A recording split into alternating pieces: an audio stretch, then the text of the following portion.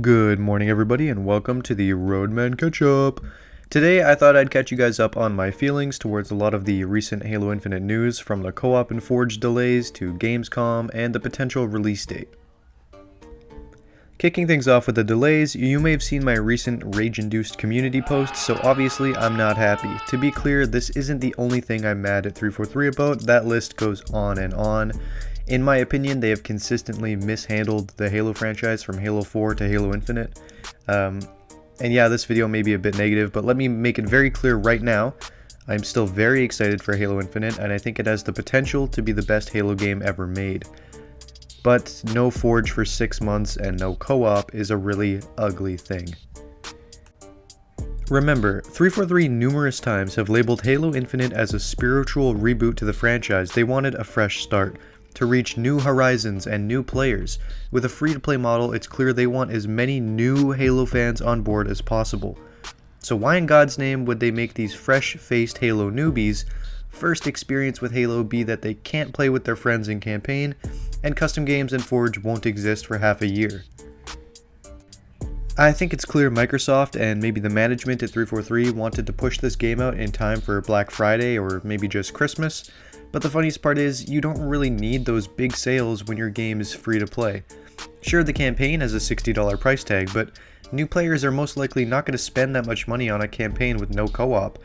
They're just going to play the free-to-play multiplayer, and either they'll get bored of the multiplayer because there's no custom games or Forge and leave to play something else, or they'll like the multiplayer enough that that will make them buy the campaign.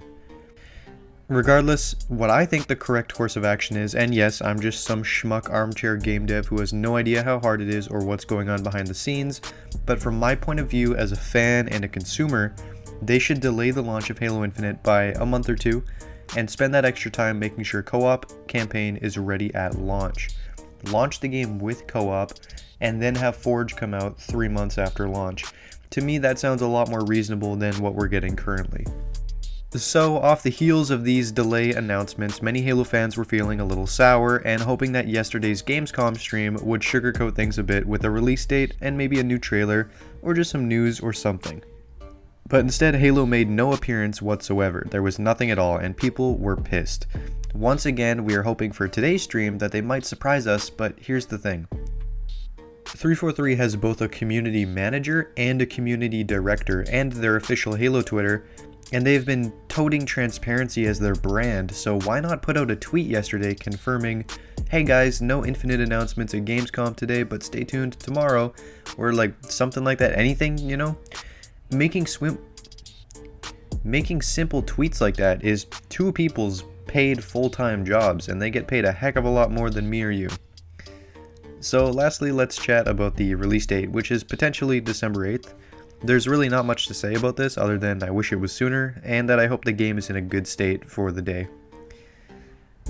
But at this point, it really doesn't make a difference to me if it comes out November or December. Hope you guys have been enjoying the Road to Infinite series so far. They have been a blast to make, and keep an eye out. Halo 2 should be starting tomorrow, fingers crossed. But that's pretty much all I wanted to say. See you guys later.